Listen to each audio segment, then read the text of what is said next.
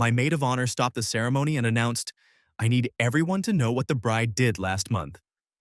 The thing about Ren Adiemi is that she has a voice made for churches, low and resonant and somehow carrying, the kind that doesn't need to be raised to fill a room. So when she stepped out of the bridesmaid line in the middle of the vow exchange and spoke those words into the particular silence of a chapel holding 92 people, every single one of them heard it. The flower arrangements were white dahlias and eucalyptus. The late afternoon light was doing that amber thing through the high windows. I was standing at the altar in a dress I had spent 4 months finding, holding the hands of the man I had loved for 6 years, and my best friend of 11 years walked 3 steps forward and detonated everything.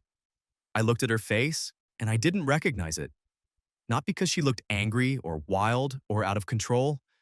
She looked calm. She looked like a person who had made a decision and was at peace with it. That was the part that made my stomach drop completely out of my body and land somewhere on the chapel's stone floor. Because I had done something last month. I had done something I had not told anyone, not even Ren, especially not Ren. And the only explanation for her standing there with that expression was that she knew. The question that arrived in the following half second, cold and precise as a scalpel. How? I had been with Declan Osei for 6 years when we got married, and they were, by any honest account, good years. Declan was 34, a civil engineer who approached most things in his life, spreadsheets, friendships, arguments, love, with the same methodical care he brought to load calculations, which sounds like a criticism, but wasn't. It was one of the first things I loved about him, the way he thought before he spoke, the way he meant what he said because he'd already filtered it through the part of himself that considered whether it was true. We met at a mutual friend's birthday in the year I turned 27, and we moved in together after 18 months, and we got engaged on a hiking trail at the end of year 4, in a moment so private and ours that I've never quite been able to describe it to anyone's satisfaction. Ren had been in my life since my first week of graduate school, when she sat next to me in a research methods seminar and passed me a note that said, "This professor has clearly never met an actual human being," and I had to leave the room to stop laughing. 11 years of that. 11 years of her sitting on my bathroom floor while I cried over things that didn't matter and some that did. 11 years of 3-hour phone calls and cross-country visits, and the specific intimacy of a friendship that had seen you at your worst and chosen to stay. When I asked her to be my maid of honor, she cried. I cried. It was the kind of moment that makes you feel like your life is exactly the shape it should be. That was 8 months before the wedding. Before last month. Before I made the decision that was, depending on how you looked at it, either the most necessary thing I had ever done or the thing that cost me everything. What I did last month, I met with a lawyer. Not a wedding lawyer, not a contract dispute, not anything that touched Declan or our life together in any practical sense. A different kind. Her name was Beatrice Nkomo, and she was a family law attorney with 22 years of practice who had been recommended to me by a therapist I had started seeing 6 months earlier. A woman named Dr. Ifeoma Obi, who specialized in complex family dynamics, and who had, over the course of 16 sessions, helped me arrive at a decision I had been circling for 3 years without landing on. The decision involved my biological father, a man named Robert Asante, who had not been in my life since I was 11 years old, who had reappeared 18 months ago through a letter that arrived at my mother's address and was forwarded to me, and who was now attempting, through a lawyer of his own, to contest the estate of my maternal grandmother, who had died 14 months ago and left everything to me and my mother. Robert Asante had not been at my grandmother's bedside. He had not been at her funeral. He had not been anywhere in my life or my grandmother's life for 23 years. But he had been married to my mother for 6 years, and his name appeared, apparently, on certain documents from that period, and he believed this gave him a claim. Dr. Obi helped me understand that I did not have to engage with this quietly, that I could fight it, that fighting it was not disloyalty to my mother, who had her own complicated feelings about Robert Asante and had been handling the situation with a silence I recognized as exhaustion rather than acceptance. I met with Beatrice Nkomo on a Monday afternoon, 4 weeks before the wedding. The meeting lasted 2 hours. When I left her office, I felt for the first time in months like the ground was level under me. I had not told Declan yet. I had intended to after the wedding, when the logistical crush of the event had passed and we could sit somewhere quiet, and I could explain the full history without it getting tangled in cake tastings and seating charts. I had not told Ren at all because Ren had a specific and passionate opinion about Robert Asante formed over 11 years of listening to what he had done to my family. And I had wanted to handle the legal situation without activating those feelings until I understood what I was dealing with. That was my reasoning. It was not unreasonable reasoning. It was, however, incomplete, because it did not account for the possibility that Ren would find out another way. The way Ren found out: my mother. My mother, who was sitting in the second pew of that chapel with her hands folded in her lap, had called Ren 3 days before the wedding. I would not learn this until later. She had called Ren because she was frightened, not of Declan, not of the wedding, but of Robert Asante's lawyer, who had sent a second letter the previous week escalating the estate claim and mentioning the upcoming wedding in a way my mother had read as threatening. She had been trying to reach me for 2 days, and I had been unreachable in the way that brides are unreachable 3 days before their wedding. Absorbed, overscheduled, running on 4 hours of sleep and the specific adrenaline of an event that has consumed the last 8 months of your life. So she had called Ren. She had told Ren everything: the estate dispute, the meeting with Beatrice and Como, the letter, all of it. And Ren, who had been my maid of honor for 8 months and who had spent those months watching me plan a wedding while carrying something heavy that I would not put down or name, had drawn a conclusion that was logical given what she knew and wrong given what she didn't. The conclusion that I was hiding something serious from Declan, that the secret I had kept from my own fiancé in the months before our wedding was larger and more fundamental than a legal consultation, that something was wrong with the foundation we were building on, and that she, Ren Adeyemi, who loved me and had for 11 years and was constitutionally incapable of watching someone she loved make what she believed was a catastrophic mistake, needed to stop it. She was wrong. She was catastrophically, devastatingly, well-intentioned wrong. But I understood it, standing at that altar with 92 people turning in their seats, understood the shape of her reasoning even as the ground continued its rearrangement beneath me. This was the particular horror of being known too well by the wrong person at the wrong moment. Her conclusion made complete sense if you were Ren, if you had spent 11 years watching me minimize damage and absorb difficulty and keep things from the people around me to protect them from having to feel what I was feeling. She thought I was doing it again, with Declan. On the day of our wedding, she thought she was saving me from myself. She thought I understood with a clarity that arrived too late to help anyone, that she was being the best friend she had ever been. Declan's hands had gone still in mine. He wasn't pulling away, which I would learn later was the detail that his mother, watching from the front pew, had fixed on and held. He just went very still, the way he goes still when he is thinking hard and fast, and he looked at me with an expression I had not seen before and have not seen since.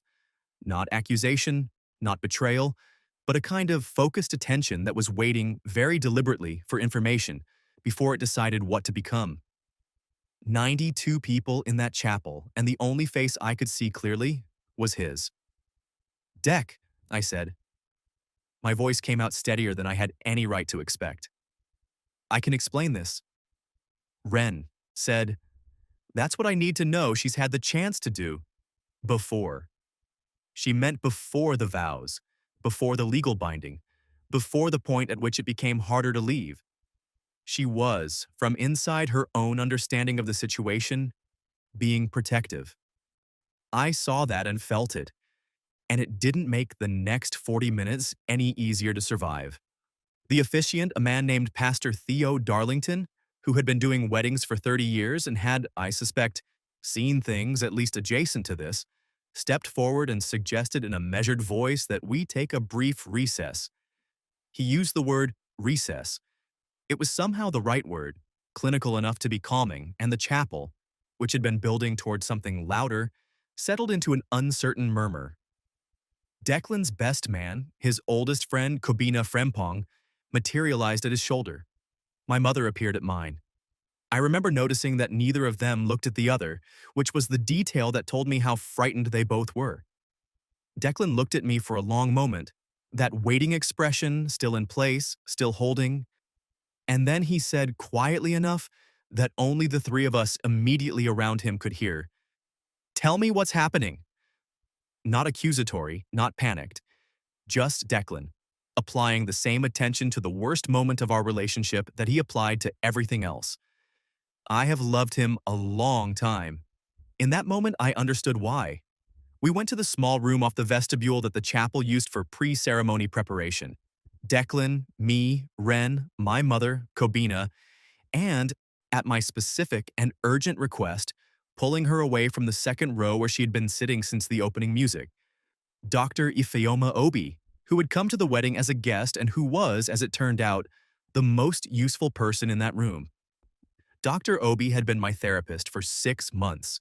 She had helped me arrive at the decision to engage Beatrice and Como. She knew the full history of Robert Asante, the estate, the letters, the silence I had been carrying. She did not technically speak on my behalf. That was not her role, and she understood it clearly. But when I asked if she would be present while I explained, she said yes without hesitation. I sat across from Declan at a small folding table, and I told him everything. The letter, 18 months ago. The estate dispute. My grandmother's death and what she'd left behind, and what Robert Asante claimed it entitled him to.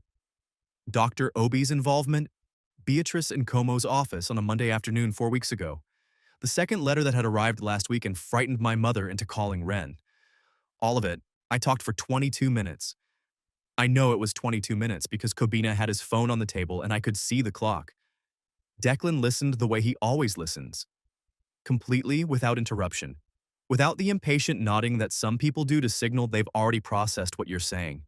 He heard everything before he responded. When I finished, he said, "Why didn't you tell me?" And I told him that too. The real reason, not the logistical excuse about wedding planning. The real reason, which was that I had spent my whole life managing difficult things alone before other people had to feel them, and that I had been in the process of learning, Dr. Obi would confirm this quietly from the corner of the room, that this was something I needed to change, and that I had not yet applied the lesson fully in time to prevent the moment we were currently living inside. He looked at me for a long time. Then he said, "Okay." Just that. "Okay. Then, is the lawyer good?" I said she was excellent. He said, "Good. We'll deal with it together." I pressed my hands flat on my thighs to stop them shaking. Across the room, Ren had gone very quiet. What happened with Ren in that room is the part of the story that people want to be a dramatic confrontation, and it wasn't. It was actually worse than that in the way that true things are sometimes worse than their dramatic versions. She sat in the corner of that small vestibule room, and she listened to me explain. And somewhere in the middle of it, her face changed. The calm she had worn on the altar, the peace of a person committed to a decision, dissolved into something much less composed. Not guilt exactly, something adjacent to it. The specific expression of a person who has acted with total conviction and absolute love, and gotten the facts wrong. I know that expression because I have worn it. When I was finished, she said, "I didn't know about Robert Asante." I said, "I know you didn't." She said, "I thought," and stopped. I said, "I know what you thought." We looked at each other across that room, and I had the sensation of seeing 11 years compressed into a single moment. All the phone calls and bathroom floors and 3-hour conversations and inside jokes and the note in the research methods seminar. And I felt the weight of it, and I didn't know yet what was going to happen to it. That was the honest truth. I didn't know. What happened in the chapel while we were in the vestibule? Pastor Darlington spoke to the guests for approximately 8 minutes, acknowledging that there had been an unexpected pause and asking for patience and understanding. Several of Declan's relatives, I was told afterward, spoke among themselves in ways that were not charitable to me. 2 of my college friends cried. An elderly great-aunt of Declan's fell asleep, which the circumstances made oddly comforting to hear about later. The flower girl, a 5-year-old named Abina, who was the daughter of Declan's cousin, ate 2 of the altar dahlias. Nobody stopped her. These are the details people remember from the edges of crises: the texture of the waiting, the small absurdities that the main event produces around itself. When we came back into the chapel, we came back together, Declan and I, walking back up the aisle from the vestibule side by side, and I heard the sound the room made before I looked at a single face. A collective exhale? 92 people releasing a breath they'd been holding for however long we'd been gone. 31 minutes, Kobina told me later. We had been in that room for 31 minutes. It felt like longer and shorter simultaneously. Declan took my hand when we reached the altar. He did it first. That mattered. Pastor Darlington asked if we were ready to continue, and Declan said yes, and I said yes, and we finished the ceremony. The vows we had written were, given the circumstances, suddenly legible in a different register. The parts about choosing each other in difficulty, about being present in the hard moments, about trust as a practice rather than a state. I had written them 3 months earlier sitting at our kitchen table on a Sunday morning, with coffee going cold beside me, and they had felt, in that moment, like the things people say at weddings. Standing at the altar after a 31-minute recess and a conversation that had stripped everything down to its actual foundation, they felt like a different document.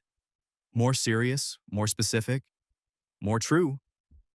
When it was over, when Pastor Darlington said the words and Declan kissed me, and the room made a different sound than the one it had made before the recess, warmer and more complicated because a room full of people who have watched something nearly break and hold together sounds different from a room full of people who watch something simply proceed.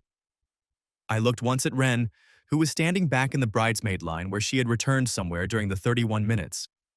She was crying, not the controlled, photogenic crying that weddings produce. The other kind. The reception was, by most accounts, a good party.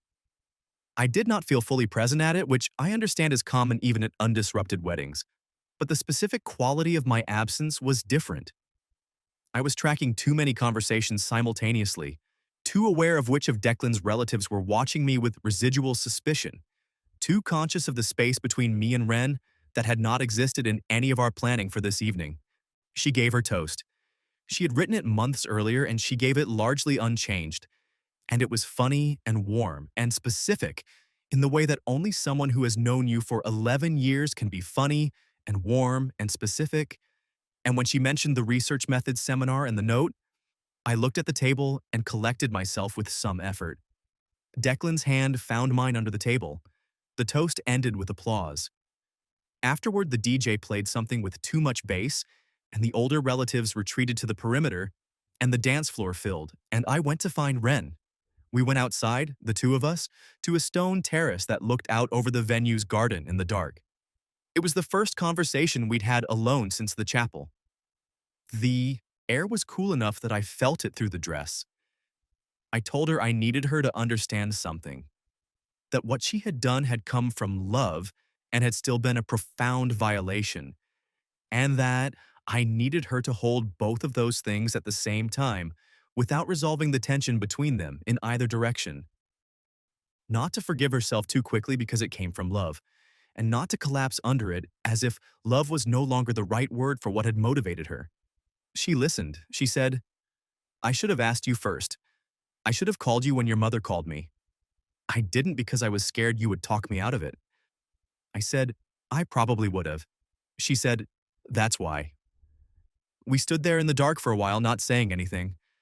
The bass from the DJ was a low vibration through the stone. She said eventually, "Is it forgivable?" I thought about it honestly. I said, "I think so. Not tonight, and not all at once, but I think so." She nodded. The honest answer clearly cost her something. She clearly preferred a faster resolution. She took it anyway, which is one of the things I have always respected about Wren Adeyemi. Her ability to accept an answer she doesn't want when the answer is true. We went back inside.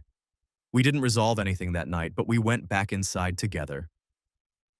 The Robert Asante situation moved through its legal process over the following 8 months. Beatrice Nkomo was, as I had assessed, excellent. She was methodical and thorough and slightly terrifying in the way that the best lawyers are slightly terrifying. And she filed the appropriate responses and assembled the appropriate documentation and argued the case with a precision that left very little room for the opposing attorney to maneuver. Robert Asante's claim was based on his name appearing on a joint account that my parents had shared during their marriage and which had received a deposit from my grandmother during a period when she was helping my mother through a difficult year financially. The opposing argument was that this constituted a shared marital asset in which he retained interest. Beatrice's counter-argument, supported by documentation that included my grandmother's own written records and a declaration from my mother, established clearly that the deposit was a gift made specifically to my mother, that the joint account had been dissolved at the time of my parents' divorce with full legal division of assets, and that Robert Asante had neither contributed to nor maintained any relationship with my grandmother that would create grounds for an estate claim. She filed a motion for summary judgment in month 4. The court ruled in our favor in month 6. Robert Asante's attorney sent a final letter that was, by Beatrice's assessment, the correspondence of a person who understood they had lost and was attempting to preserve dignity. We did not respond to it. There was nothing useful to say. I had by that point told Declan everything about Robert Asante's history. Not just the legal situation, but the full story. The years before I was 11. The things I had not told anyone, including Ren. The weight I had been carrying so long it had become structural. We sat in our kitchen on a Sunday morning with coffee going cold. Same table where I had written the vows, and I talked for 2 hours, and he listened. And when I finished, he said, "Thank you for telling me." Not thank you for trusting me, which would have been the expected formulation, and would have felt performative. Thank you for telling me. Present tense, done. I put my hands around my coffee cup and felt the weight distribute itself differently. Ren and I repaired, which I will not describe in a way that makes it sound easier than it was. It required, over several months, a series of conversations that were among the more uncomfortable I have had in a life that has included some uncomfortable conversations. The central thing that needed naming was not the chapel. That was the event, not the cause. The cause was something more structural in our friendship, something about the way Ren had always understood her role as my protector, and had never fully examined whether protection, at its extreme, became a kind of control. Dr. Obi, whom I continued seeing after the wedding, used the phrase caretaking that serves the caretaker, and I did not share it with Ren directly, but I thought about it often during those months. Ren found her own therapist, a man named Dr. Clementa Sare, who came recommended through her workplace's employee assistance program, and who, she told me later, had said something in their third session that made her sit with her discomfort for a full week before she could respond to it. She didn't tell me what the something was, I didn't ask. Some understandings are private, even between people who have passed notes in research methods seminars. By the time we reached the anniversary of the wedding, the friendship was not what it had been before the chapel. It was different, smaller in some ways, more deliberate in others, less characterized by the assumption that closeness meant no limits, and more by the understanding that the limits are where the actual respect lives. Whether that is better or worse than what we had before, I have not fully decided. I think it might be both. Declan and I, for what it is worth, are fine. Better than fine. The specific fine of people who have had the foundation examined under stress and found it holding. He refers to the wedding occasionally with the particular dry humor he brings to things that were genuinely terrible in the moment, but have since become part of the texture of the life we're building. He calls it the recess. He asked me once, about 4 months in, whether I thought Ren had been right that I was hiding something significant. I said, yes, technically, in the sense that I had been keeping the Robert Asante situation from him, but no in the larger sense. Because what I had kept from him was not a fundamental truth about who I was, or what I wanted, or whether I chose him. He said, I know, I knew that day. That's why I said, okay. I looked at him and thought about 31 minutes in a vestibule room, and a man who had waited for information before deciding what his expression would become. I thought about vows written at a kitchen table on a Sunday morning that turned out, under pressure, to mean exactly what they said. I thought about Ren in the bridesmaid line, with the wrong facts and the right love. I thought about a voice made for churches, carrying into the particular silence of a ceremony, doing the most damaging and most genuine thing it knew how to do. Sometimes the people who love you get it completely wrong. Sometimes completely wrong is the most they knew how to do with what they had.